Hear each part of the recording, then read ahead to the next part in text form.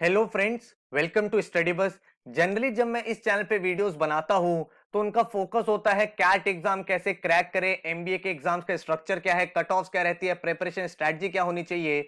लेकिन आज की वीडियो एक बहुत ही स्पेशल वीडियो है क्योंकि ये वीडियो उन सब सब्सक्राइबर्स के लिए है जो लास्ट 1 ईयर से 2 ईयर से हमारे चैनल के साथ कनेक्टेड हैं एंड इस साल आप अपने एमबीए के लिए जा रहे हो। देखो, इससे पहले बहुत सारी वीडियोस ऑलरेडी आ चुकी हैं कि एमबीए कॉलेज ज्वाइन करना चाहिए, ड्रॉप करना चाहिए, कौन से कॉलेज सेलेक्ट करने चाहिए, क्या पैरामीटर्स होनी चाहिए। लेकिन आज मैं बहुत ही एक इंपॉर्टेंट बात करने वाला हूं कि मैं ये मान रहा हूं कि आपने इस साल एक कॉलेज ज्वाइन कर लिया, ठीक है, आपका कॉलेज स्टार्ट होने वाला है। वो हो सकता है टॉप 20 कॉलेज में हो, टॉप 50 कॉलेज में हो, या फिर एक एवरेज कॉलेज आपने ज्वाइन किया हो। लेकिन जब भी आप किसी कॉलेज को ज्वाइन करते हो, आपने हमेशा नोटिस किया होगा वहां पे लिखा होता है कि टॉप 20% बच्चे जो थे उनकी प्लेसमेंट बहुत ज्यादा होती है कंपेयर टू बाकी कंप्लीट जो बैच होता है। तो ऐसा बहुत बार होता है कि कॉलेज में भी जब आप एंटर करते हो तो वहां पे अगर आप टॉप 20-30% में रहते हो तो आपको बेटर अपॉर्चुनिटीज मिलती है। और जब मैं 20-30% की बात कर रहा हूं, ये मैं सिर्फ एकेडमिक्स की बात नहीं कर रहा हूं, ओवरऑल आपकी बात कर रहा हूं। तो इस वीडियो में मैं आपको यह बताने वाला हूं कि अगर आप इस साल एमबीए कॉलेज ज्वाइन करने वाले हो तो उससे पहले क्या क्या ऐसी चीजें हैं जो आपको डेफिनेटली कर लेनी चाहिए, जिससे आपको बहुत ज्यादा एज मिलेगा और जब आप एमबीए में एंटर करोगे तो आपको काफी ज्यादा कॉन्फिडेंस गेन होगा। तो एंड तक इस वीडियो को देखना, काफी ज्यादा इंसाइटफुल आपके लिए वीडियो रहने वाली है। So my name is Saurabh Kothari, let's start. तो सबसे पहले भाई चैनल को सब्सक्राइब कर लेना एंड बेल आइकन को प्रेस कर लेना ताकि ऐसे जितने भी इंपॉर्टेंट वीडियोस हैं उनके नोटिफिकेशंस आपको मिलते रहें। इंस्टाग्राम पे हमारा चैनल है स्टडी बस एजुकेशन, यहां हम डेली नॉलेजेबल कंटेंट डालते रहते हैं। सबसे पहले आपको बता दूं कि आपका कोई जूनियर है जो एमबीए की तैयारी कर रहा है या आप एमबीए की तैयारी करना चाहते हो तो हमारा pen drive course CAT MBA के एग्जाम्स के लिए आ चुका है, जिसमें आप क्वांट, वर्बल, एलआरडी, जीके का इंडिविजुअल कोर्स ले सकते हो। अदरवाइज आप कॉम्बो कोर्स भी बाय कर सकते हो जिसमें आपको जीडीपीआई वैट का कंटेंट साथ में मिलता है। इस पेन ड्राइव कोर्स में आपको सारे के सारे वीडियो लेक्चर्स मिलते हैं, बेसिक से लेकर एडवांस तक।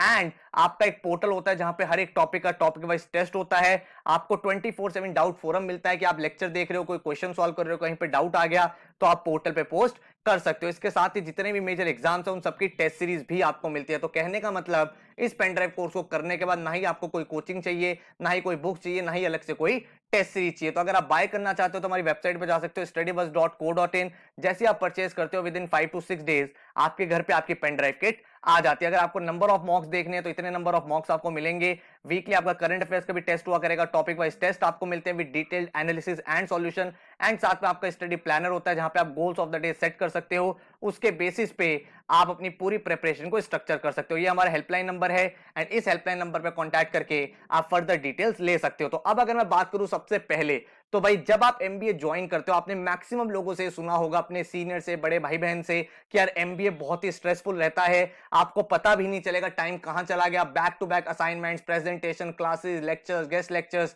इंडस्ट्री मीट्स और बहुत सारी चीजें होती है और टाइम निकलता चला जाता है। And the best part is कि जैसे आप कॉलेज में एंटर करते हो वैसे ही आपका इंटर्नशिप का प्रोसेस स्टार्ट हो जाता है। जिन लोगों को अच्छी इंटर्नशिप मिलती है उनको आगे जाके पीपीओ भी मिल जाता है, मतलब उन्हें प्लेसमेंट की टेंशन नहीं रहती। तो बहुत ज्यादा इंपॉर्टेंट है कि आप अपनी एमबीए को, अपनी एमबीए जर्नी को बहुत ही सही तरीके से मैनेज करो एंड बहुत ही स्ट्रक्चरली प्लान करके उसको प्रोसीड करो। तो do not under estimate how fast the year will go, make the most out of it. हमें अपने एमबीए में आने के बाद, क्योंकि यार आप देखो 20 से 25 लाख का इन्वेस्टमेंट कर रहे हो सकता है 15 लाख का इन्वेस्टमेंट कर रहे हो, तो जो आप इन्वेस्टमेंट कर रहे हो उस पे आपको मैक्सिमम रिटर्न गेन करना है, ठीक है। तो वो रिटर्न कैसे गेन होगा? अगर आप बाकी लोगों से थोड़ा सा बेटर रहोगे, उनसे आगे रहोगे। तो एक एक करके सारी चीजें समझते हैं। सबसे पहला टाइम मैनेजमेंट। बहुत सारे लोग आपको ये बोलेंगे एमबीए बहुत हेक्टिक होता है, रात को 4 बजे सोना होता है, लेकिन अगर आप अपने आप को सही तरह से प्लान करो, अपने टाइम को मैनेज करो, तो भाई फ्यूचर में अपनी पूरी एमबीए की बच्चे से कर सकते हो। एंड इसके बाद जब आप अपनी प्रोफेशनल जर्नी स्टार्ट करोगे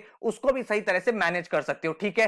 तो बीसीजी मैट्रिक्स जो होता है उसी के बेसिस पे आपके लिए मैट्रिक्स बनाया है जिससे आप अपना टाइम मैनेजमेंट बेटर तरीके से कर सकते हो। तो सबसे पहला क्या है जो आपके लिए इंपॉर्टेंट है एंड अर्जेंट है? तो इंपॉर्टेंट अर्जेंट क्या है? आपका असाइनमेंट है, आपका एग्जाम है, आपका प्रैक्टिकल टुमारो, तो ये आपके क्वाड्रेंट 1 में है, मतलब सबसे पहली प्रायोरिटी आपकी ये होनी चाहिए, ठीक है।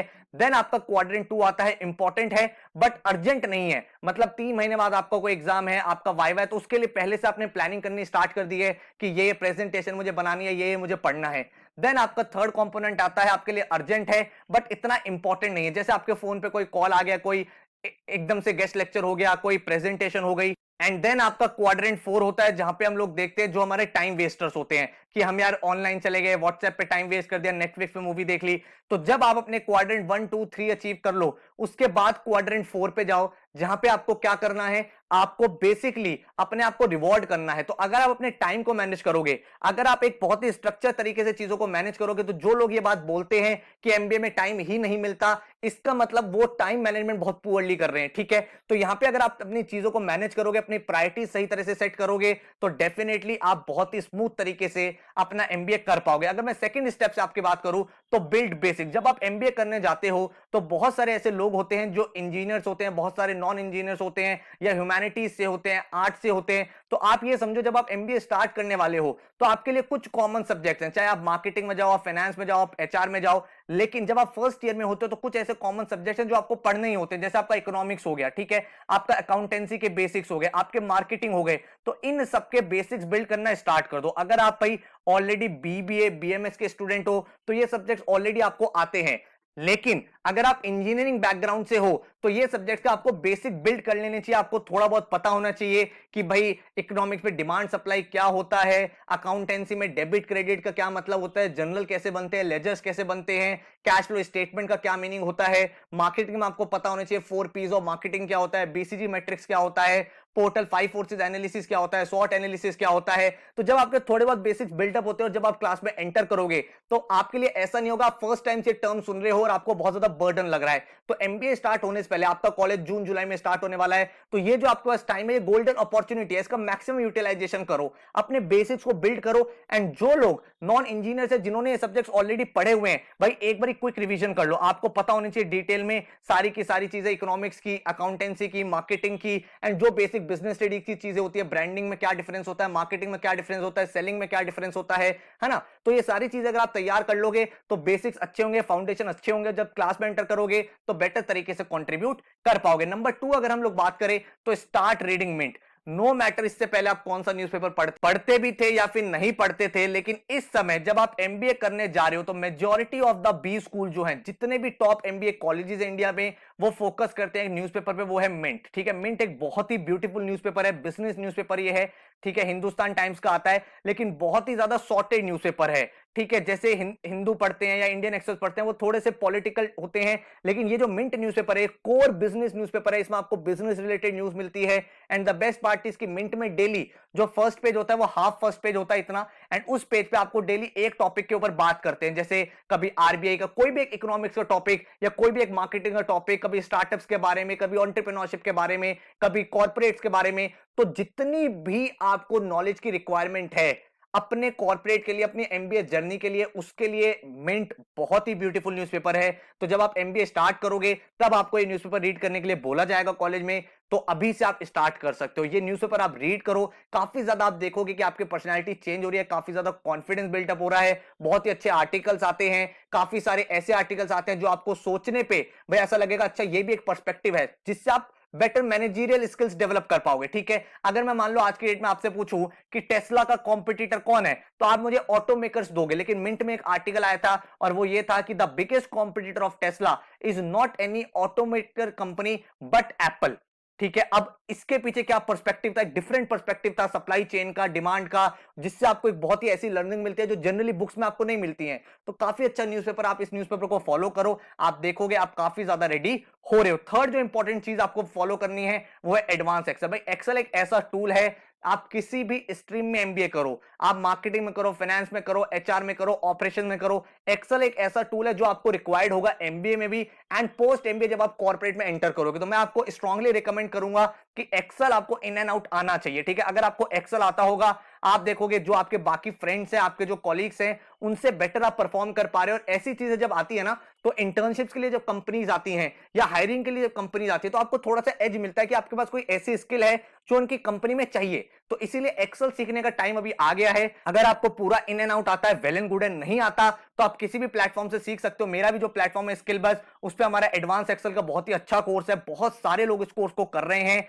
एंड काफी अच्छा यहाँ पे रिव्यू आया है। जो कोर्स है इंग्लिश कोर्स है, 30+ आवर्स का कोर्स है, जिसमें बेसिक से लेकर एडवांस तक एक एक चीज एक्सेल की आपको मिलती है। आप चाहो तो भाई डेमो लेक्चर्स देख लो, पूरा का पूरा कोर्स करिकुलम हमने डाला हुआ है, कितने मॉड्यूल्स में डिवाइडेड है, एंड जो कोर्स का फीस है दैट इज 1499। बट अगर आप कोड यूज करते हो स्टडी बस, भाई अगर आप कोड यूज करते हो स्टडी बस, क्योंकि आप स्टडी बस के फॉलोअर हो, उसके सब्सक्राइबर हो, तो आपको फ्लैट 500 का डिस्काउंट भी मिल जाता है, और सर्टिफिकेट कोर्स है ये, जो आप अपने रिज्यूमे में ऐड भी कर सकते हो। इसके बाद power point skill, power points आपको आनी चाहिए। आप ये देखोगे हर लेक्चर में आपको कुछ ना कुछ पावर पॉइंट बनानी पड़ेगी, प्रेजेंटेशंस बनानी पड़ेगी, चाहे वो ग्रुप प्रेजेंटेशंस हो, चाहे आपके कॉलेज के सबमिशंस हो, चाहे आपको अपनी रिपोर्ट तैयार करनी हो।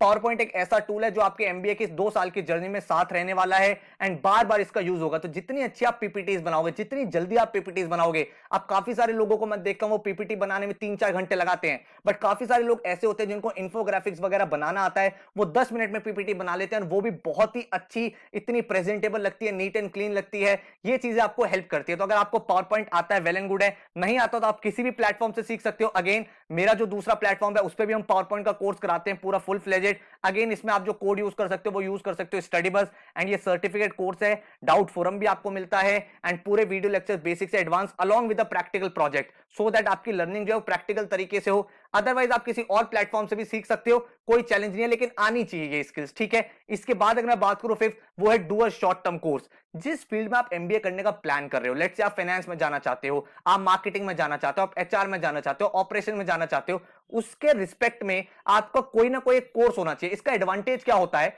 कि जब समर इंटर्नशिप के लिए कंपनीज आती हैं, भाई आप जैसे ही कॉलेज ज्वाइन करोगे 2-3 महीने में आप देखोगे समर इंटर्नशिप्स के लिए कंपनीज आ रही हैं, तो वो कंपनीज हायरिंग करती हैं। अब वो रिज्यूमे देखती हैं, इतने सारे कैंडिडेट्स में से कैसे फिल्टर करें, तो उन लोगों को फिल्टर करती हैं जिनके पास वो रिक्वायर्ड स्किल होती है, जो उनकी कंपनी में चाहिए होती है।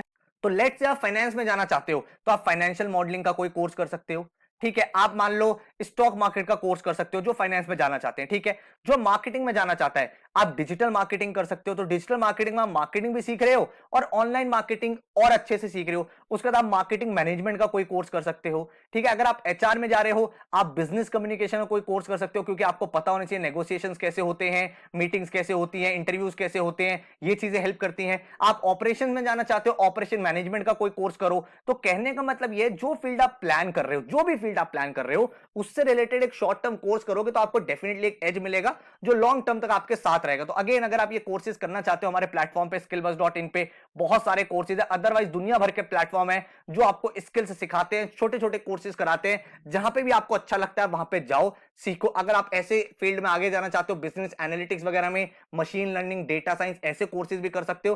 कोर्सेज करो जरूर, उससे क्या होगा, आपकी स्किल भी बिल्ड होगी, स्किल के साथ आपका कॉन्फिडेंस बिल्ड होगा, एंड आपकी अपॉर्चुनिटीज ओपन होती चली जाएगी। तो जो मैं बात कर रहा हूं ना, टॉप 20% में आपको रहना अपने बैच में, वो चीज आपको हेल्प करेगी, क्योंकि आपके पास एक ऐसा स्किल सेट होगा जो बाकी लोगों के पास कंपैरेटिवली उतना अच्छे से नहीं होगा, है ना। तो वो चीज आपको हेल्प करेगी, तो वो चीज आप डेफिनेटली ट्राई कर सकते हो। इसके बाद अगर मैं बात करूं तो बिल्ड योर रिज्यूमे, अपने रिज्यूमे पे काम करना स्टार्ट करो। भाई सिर्फ एकेडमिक से बात नहीं बनती कॉलेजेस में, और जैसे आप एमबीए की बात करते हो तो वहां पे तो डेफिनेटली सिर्फ नंबर से बात नहीं बनती है। नंबर तो आपके आ जाएंगे, आप कॉलेज में जाओगे, पढ़ाई करोगे, वहां नंबर आ जाएंगे। इसके साथ अपने रिज्यूमे में काम करो। रिज्यूमे में कैसे काम करोगे, भाई कॉन्फ्रेंसेस अटेंड करो, जो कॉन्फ्रेंसेस होते हैं उन्हें अटेंड करो, वर्कशॉप्स को अटेंड करो, ठीक है। कोई एनजीओ में पार्टिसिपेट कर सकते हो, जो आपका वीकेंड टाइम ले, सैटरडे संडे। अभी आपके पास टाइम है, अभी एमबीए कॉलेज शुरू नहीं हुआ है, तो इन 2 महीने में कुछ कुछ चीजें ऐसी कर सकते हो जो आपको हेल्प करें, ठीक है। जब भी आपको ऐसा दिखता है, बहुत बार हम देखते हैं ना लिंक्डइन वगैरह पे आपको दिखता है 3 डेज की वीकडे वीकेंड वर्कशॉप है, या पूरी की पूरी इस टॉपिक के ऊपर है, बिजनेस ट्रांसफॉर्मेशन के ऊपर है,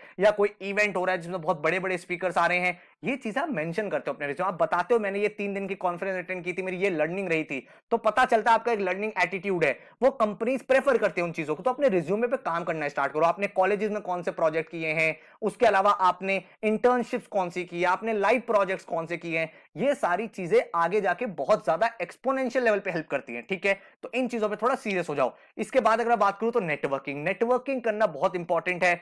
एक बहुत अच्छा कोट है, वो ये है, your network is your net worth. तो नेटवर्किंग बहुत अच्छे लेवल पे करो। अब नेटवर्किंग कैसे करनी है, जो आपके कॉलेज के सीनियर्स है, सबसे पहले तो अपने देखो कौन currently first year second year में, उनसे कनेक्ट करो, ठीक है। कौन कौन सी सोसाइटीज का पार्ट है, उनका कनेक्शन बनाओ, कौन सोसाइटी का कौन प्रेसिडेंट है, क्योंकि भाई कॉलेजेस में क्या होता है, क्लब्स होते हैं, सोसाइटीज होते हैं, उसमें ज्वाइन करना है आपको, वहां पार्टिसिपेट करना है, तभी तो रिज्यूमे बिल्ड होगा। इसके साथ ही आपके कॉलेज के कौन कौन से ऐसे एलुमनाई है जो आज की डेट में इंडस्ट्री में काफी अच्छा कर रहे हैं, हर एक कॉलेज के कुछ ऐसे नोटेबल एलुमनाइज होते हैं जो किसी ना किसी कंपनी में टॉप पोजीशन पे होते हैं, वो लॉन्ग रन में आपको हेल्प करते हैं। वो एलुमनाई देखता है मेरे कॉलेज का ही है ये, इसको रेफर कर देता हूं अपनी कंपनी में इंटर्नशिप के लिए या फिर आपको जॉब के लिए। तो नेटवर्किंग करना बहुत इंपॉर्टेंट है। इसके साथ ही जब आपके गेस्ट लेक्चर्स होते हैं, हमेशा ध्यान रखो, ये चीजें काफी सारे लोग गलती करते हैं। कॉलेजेस में गेस्ट लेक्चर्स होते हैं, जितने भी आपके गेस्ट लेक्चर्स होते हैं उन सारे लोगों का लिंक्डइन आईडी लो, उनसे कनेक्ट करो, उनको रिव्यू दो, सर आपका सेशन बहुत अच्छा था, हमें काफी ज्यादा हेल्प हुई। क्योंकि जितने भी गेस्ट लेक्चर्स होते हैं ना एमबीए कॉलेजेस में,